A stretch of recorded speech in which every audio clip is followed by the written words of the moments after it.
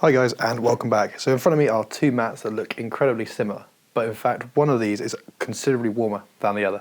And that's what we're going to be talking about in today's video. So let's jump into it. Okay, so before we look at the differences, let's look at the similarities. So both of these mats in front of me here are using a 75 denier TPU laminated polyester.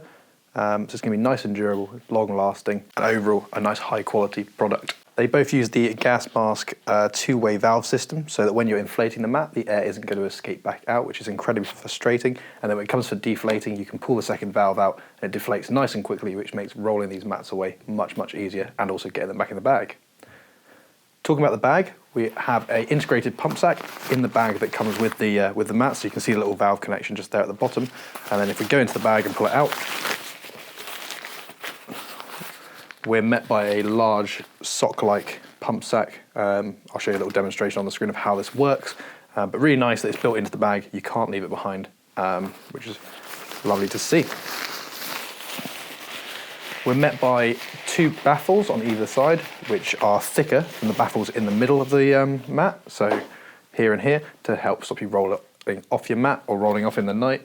Especially if you're a side sleeper, if you roll back, this slightly bigger baffle is going to help lock you into the bed and keep you there, which is really nice to see. Both mats are also 6.5 centimeters in thickness. And then finally, they're both called the Hoverstat. Now this is where the differences occur. So on the top here, we have the Hoverstat synthetic. So this one is the one that has the big change to it. This is actually filled with a synthetic insulation. So it's filled with 160 grams of polar loft insulation, which is going to give you a higher R value than the other one, which doesn't have any insulation in it at all. So the synthetic one weighs 670 grams and gives you an R value of 3.5. So it makes it a really good mat for 3-season use, maybe stretching it into 4th in some of these lowland areas. So down where we are in the southwest, this might see you for all 4 seasons. But it's going to be a nice warm mat all year round, but it's still light enough to be carried within your pack comfortably, and also the pack size is really good as well. We'll put a little comparison next to an Nalgene bottle up on the screen now for you, just so you have something to reference it against.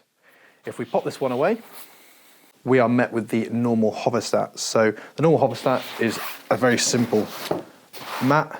It is 520 grams, so considerably lighter, and it comes in a much smaller pack size, which I'll also show you as well.